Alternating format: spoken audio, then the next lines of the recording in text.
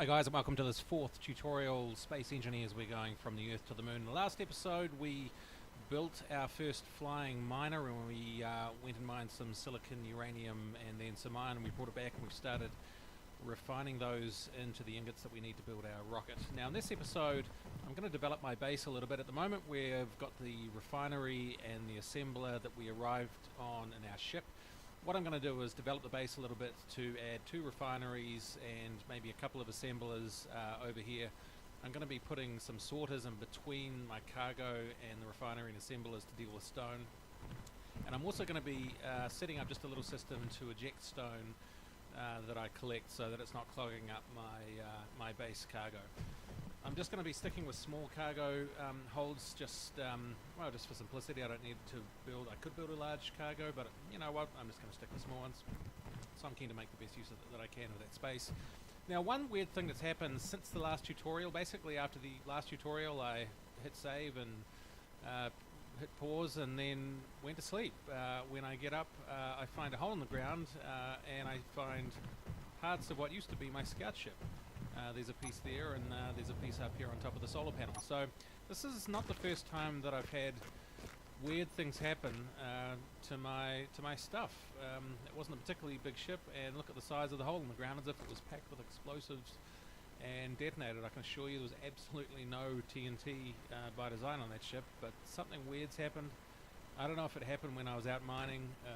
Maybe it happened during the pause. I don't know. I mean, I've had another game where everything was absolutely fine. I went to the moon for the day, and it came back a couple of hours later, and half my base was wrecked. There appeared to be 2 independent explosions, both of them involving cargo containers. So, large cargo containers. This one, I'm not even sure we had a cargo container on our little scout ship, but something has exploded, and what's left is pieces and a large hole in the ground. So, I'm assuming that's a bug. I mean, it's not like I wanted that to happen, and I don't think there's anything on that ship that said that should happen, but it's happened. In the meantime, I've also been converting some ingots, and I've had the assembler going, and I've been producing steel plate, some construction components, some computers from the silicon we just gathered and processed, and some large and small steel tube, and that's going to be giving us what we need to build some refineries and assemblers over here. So let me switch back on the heads up, and we're going to... So the basic plan is that I'm going to be extending the conveyor system out this way, and then it's over this side of the base that I'm going to build refinery and assemblers. The other thing I'm going to be doing, and this is not something that comes with the ship by default, is that I'll be attaching efficiency and power modules to the refinery and the assembler, and that'll make them go faster, and it'll make them more power efficient. And on the refinery, the effectiveness module, I think it is going to produce more ingots per unit of ore by attaching that module to the side. So we'll be going through that as well. So let's make a start. The first thing I'm going to do is set up my sorter system, and the goal of the system is to make sure that when I land with rock in my hold and that rock transmits or transfers to the cargo, that it doesn't get pulled into the refinery for conversion into gravel. That's just, as I said in my last tutorial, that's just wasting time, and that just happens automatically. And if you pull it out of the refinery in the current setup, the system will just pull it straight back in, which is just wasting time and energy. So I'm going to set things up so that rock cannot make it under any circumstances from the cargo hold into a refinery, at least into the new refineries that I'm building.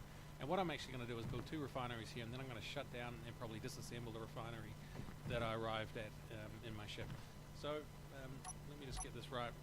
First of all, here's our... On the left side of the screen there is the conveyor we arrived at, and I've just set up a tube to another conveyor, and I'm going to put that there, and the next thing I'm going to do is put a couple of sorters in place. So here's one on that level. I'm going to put one on top, and I'm going to make sure that the arrow is going instead from left to right. This one's going to go from right to left, and I'll explain why in just a second. And then another conveyor down here. This is all going to make sense in just a second. And a tube there. The last thing I'll do is I'll just put a connecting tube right here to link it all up. Okay, let me weld it up. I'm quite sure I don't have the materials I need. There we go.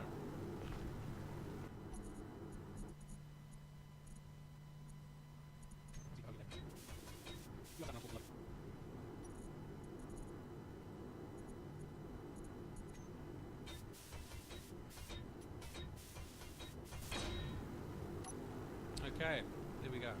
So we're going to attach refinery and assemblers over this side in just a few minutes, but what I've just created is a filtering system that stands between the cargo container and the refinery and the assembler.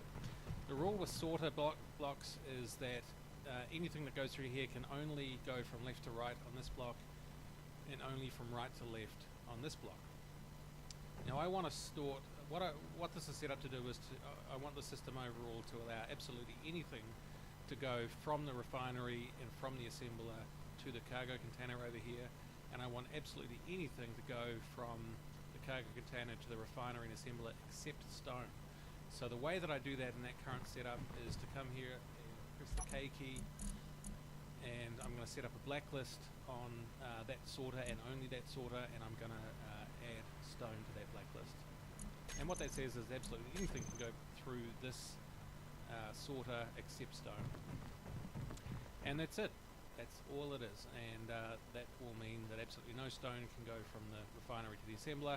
And if for whatever reason somehow stone ever got into that side, I can pull it right back without any trouble whatsoever. So that's just something I do as standard on all the bases I set up. The next thing I'm going to do now is we can go ahead and set up our first refinery. And whatever we do, so one of the core concepts that I want to do here is make sure that I have scalability. So I'm going to set up a conveyor here, and then to this I'm going to attach my first refinery. And I'm going to give it enough room so that I can attach some add-on components on the side for efficiency and effectiveness and so on. And you'll notice that I've set it up here, and I've got a heck of a lot of space to expand out that way. So if I decide in the future that I want to have 10 refineries or 50 refineries, I've got absolutely unlimited space to extend in this direction. And that's a concept that I really like. It just means I can manage uncertainty. If it turns out I want to do something different in the game from what I thought when I set it up. It's a real pain to have to fundamentally restructure a base from scratch because I've decided to take a different direction in the game. So that's that, and I just want to go at least a couple of units, maybe 3 units in this direction, and I'll set up another conveyor there, and I'm just going to extend the base a little bit this way.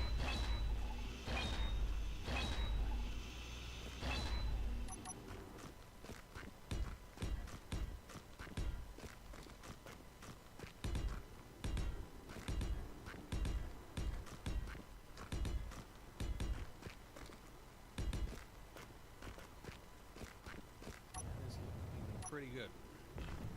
Okay, let me weld that up.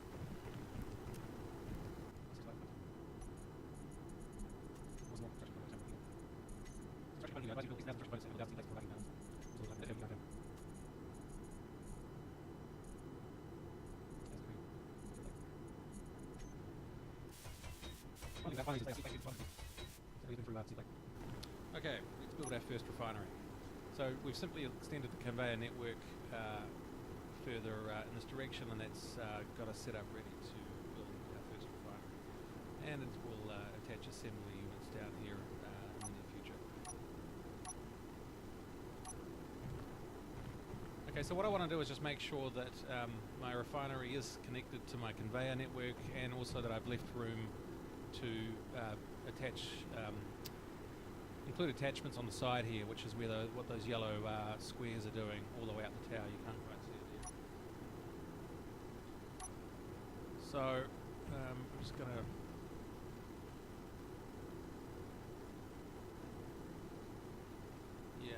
I think we'll just spin it around that way. There we go. So let me weld this up. This is going to take quite a few trips. So I'm just going to speed through this. I'll see you in a minute.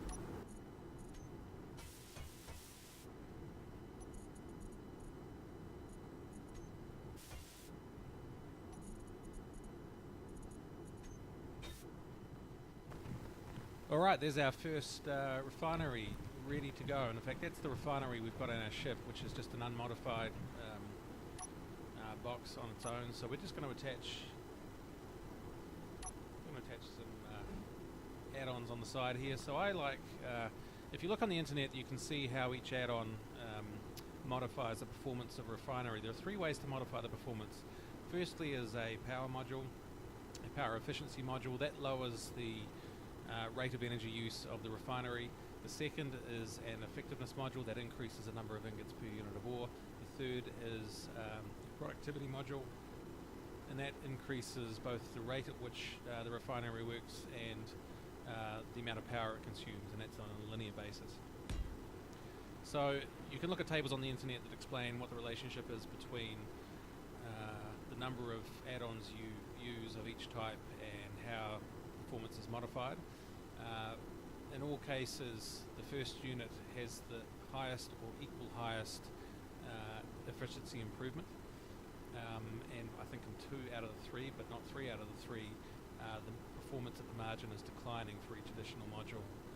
One of the 3 modules scales linearly, and I just can't recall which one that is, but I just have a habit. I'm relatively indifferent to time. I just tend to build more refineries if I want to go faster rather than make each refinery more efficient. So I'm a fan of one power module, and then I switch the rest to the productivity modules. That's just the way I do things, but absolutely you may take a different view.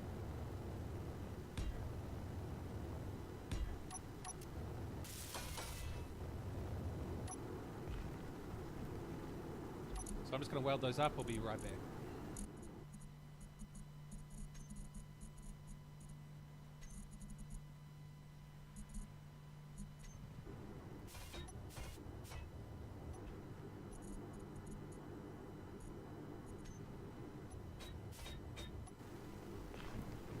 Okay, there we go, and as you can see, a completed module on the side will give you a nice green light to indicate that it's fully built, and that refinery is ready to go. So what I'm going to do is shift manufacturing or refining over to this new refinery.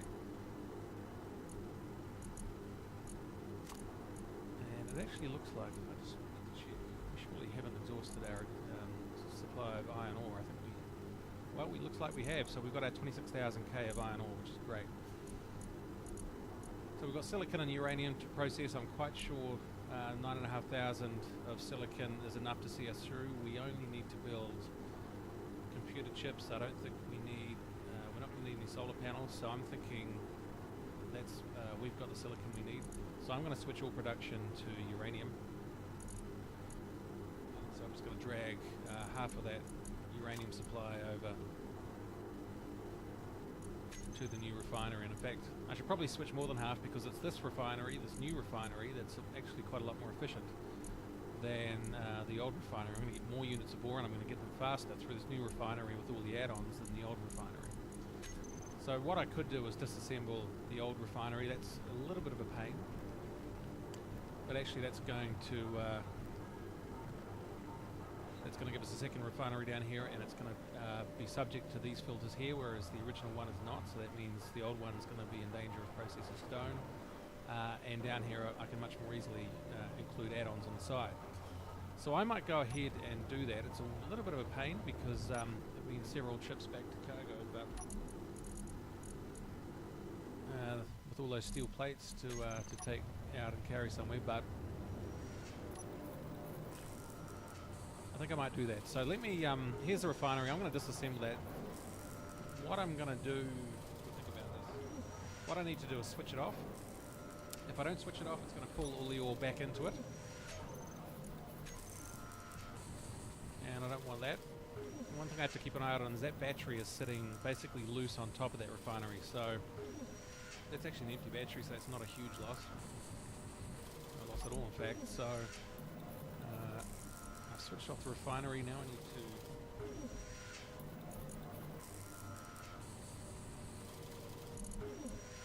what I'm actually going to do is just drag everything over to the new refinery, except the stone. That's no use to anybody.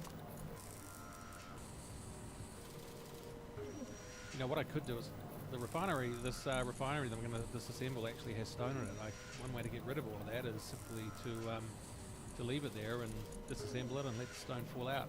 It's a little dangerous, but yeah, maybe I should do that. That'd be kind of fun.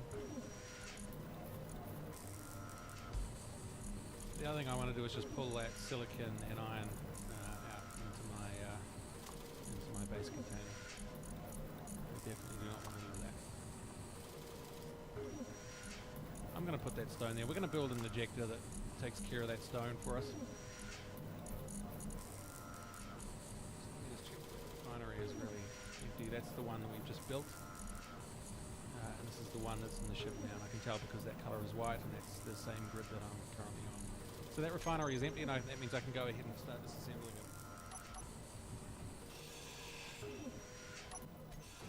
My first one is going to quick.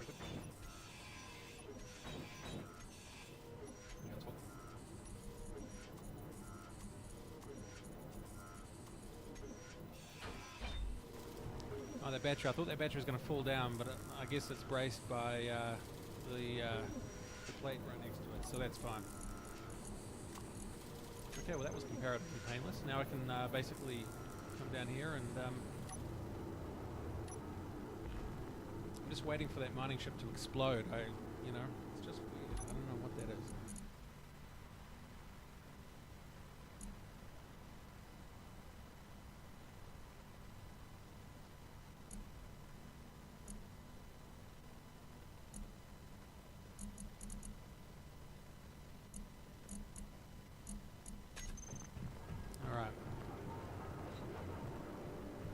Set this up. Let me just get rid of that light. It's going to get in our way if I don't do anything about it. I'll just mysteriously be unable to build anything on top of it. It's always a bit confusing, so I'll get those kinds of things sorted out early if I can. So I just want to make sure when I build this that I've got the orientation consistent and that the conveyor tube there is talking to a conveyor tube on this machine as well. It's really, let me just make sure that's running the right way. It's really obviously, as long as those two conveyor connections are touching. There we go, that's alright.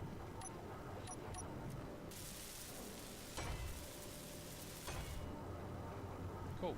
So I just need 700 more steel plate and that refinery is also done. Cool. And now similar to the other one, I'm just going to attach a power module and well actually, you know what, this is all conveyed up, so this will be a test of whether it's worked because I can go into the new refinery and as long as it's conveyed up I should be able to pull the steel plates from the cargo container on the other side of the base from here, which I can, so that's great. So that's a nice test of my conveying skills. I should be able to control production from here as well.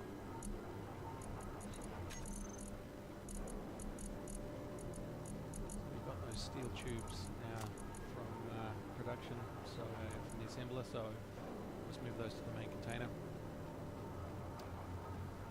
And you can see from all that despite all that production, we're only a quarter full.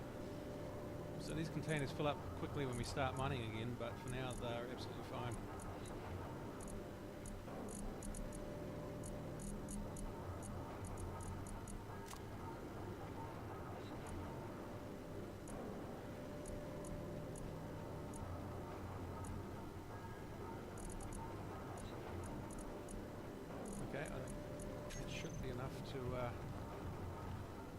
Attach stuff, if not, build them. So I'm going to need to go out mining again at some point to get some cobalt. That's what's needed to build the metal grid. Just get a little light on that, and we're going to need a lot of that for to build our hydrogen thrusters on the rocket ship. Okay. So that's our refining capability taken care of. I mean, that's really all the refinery that we're going to be needing for the foreseeable future.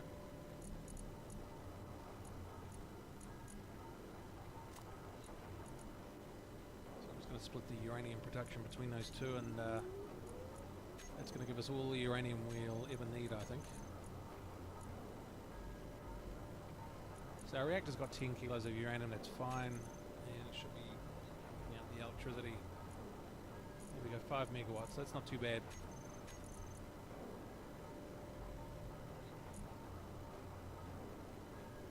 Could be more though. I mean, we've got 4 batteries that are less than half full, and actually they're being depleted at the moment, so A little confused why that reactor is not at full power, quite frankly.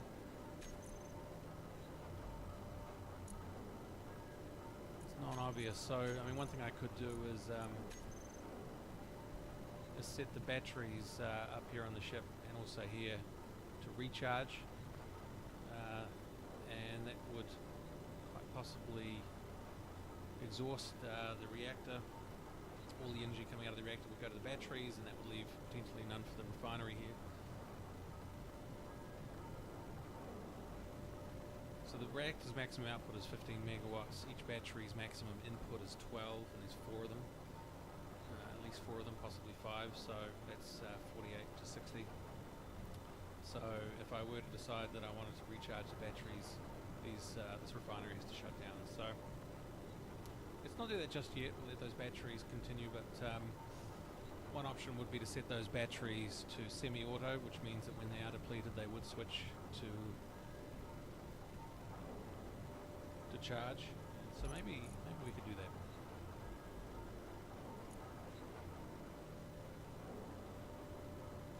Unfortunately, at the moment, the minor battery is also being depleted, and actually, I really want that recharging, quite frankly. So,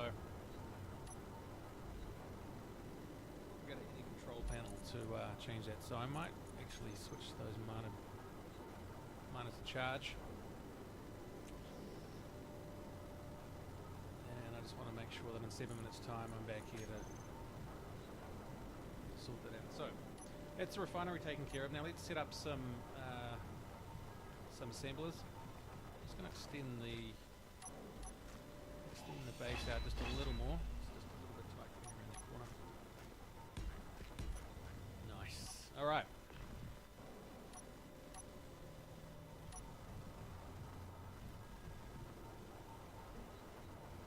So there's our assembler, and it's the right way up. And you notice that there's a conveyor connection on top of each one, and in fact on the bottom as well. So it's symmetric that way, and that means we can just stack assemblers and they're fully conveyed with each other. And so what that means is we can just do that, 2 on top of each other.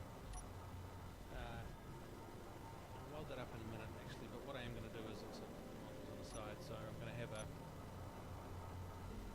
power module on each side, on this side, and then I'm going to switch to productivity module on this side.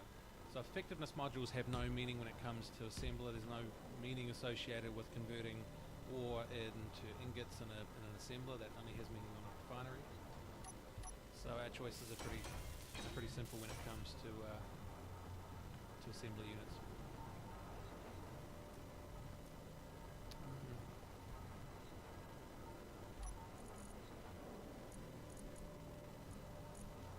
Wow, okay, well I'm going to get those new assemblers up and running right now.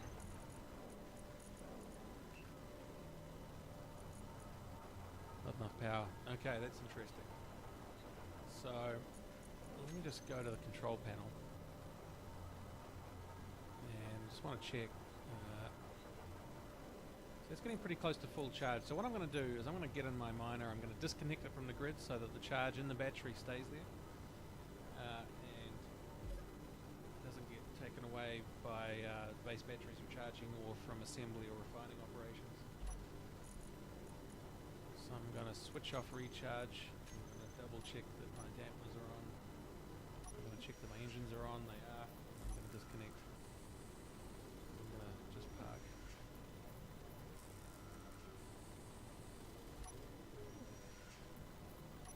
Switch off my dampers to save energy. So that's really not an ideal setup. I mean, I just don't feel like I have enough control of the power management system to be confident that when I go to my miner, if I leave it connected, that it's going to have the energy I want it to have. So the workaround is to disconnect it. Okay, so now that I've disconnected that miner with its recharge on, suddenly the assembler has the energy that it needs, which is great. So I'm just going to go down and find those steel plates, and I'm going to put them straight into my inventory. And that should give me what I need to not complete the construction. Alright. Untidy.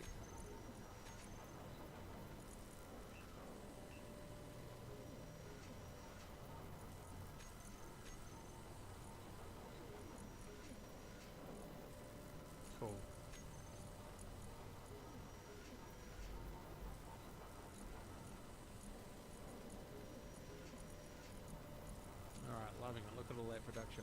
Suddenly I have what I need. Beautiful. Okay, before we wrap this tutorial up, there's one more element that I want to do, and that is to create an ejector for stone that we quite frankly don't need or want. So the way to do that is to well, firstly create an arbitrary hole that you didn't mean to in the ice. That's certainly one way. Well, we might as well do it over here over the hole. That's a fairly convenient place to actually dump all the stone that we don't want. And I'm just going to find my sorter here, and I'm going to make sure that it's pointing in this direction. And then at the end of that, I'm going to attach a connector. Right, let me bolt that up.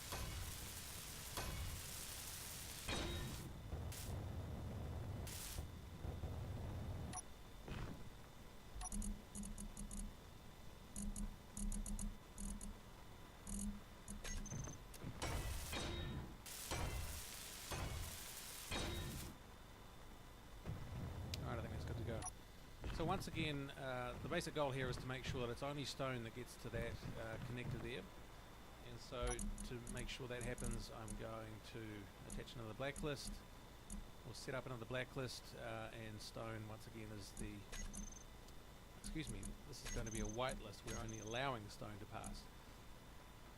So stone and only stone can get through, and that's what a whitelist does. The other thing I'm going to do is set that connector to eject all. To do that, I'm going to go into a control panel. I'm going to find the connector, and I believe it's going to always be the last one on the list. Now the way that I want to check that, I'm just going to rename it, and then I'm going to switch it off, and I'm just going to make sure that indeed the lights on this one and not that one or any other ones is the one that's been switched off, which it is. So that confirms that I'm changing the settings on the right item. So let me go back in. I'm going to now search for ejector. I've just renamed it. There it is. I'm going to switch it back on, and now I'm going to set it to throw out and collect all. And if I go over here, I should now be able to see that it is indeed ejecting stone and only stone from that ejector. While I'm here, I might as well pick up the parts of that exploded ship.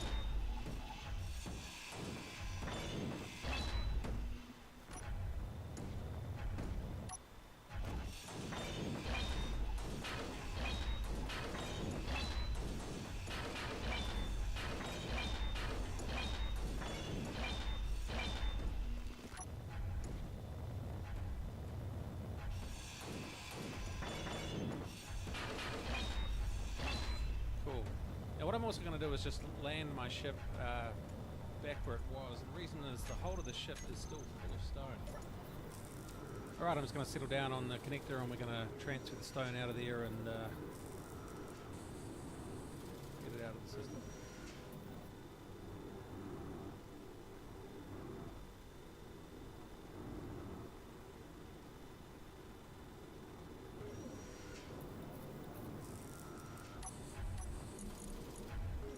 And that's just started up straight away, which is cool. So that's all the stone that was on my ship has now been immediately transferred to the ejector for expulsion, so that's great.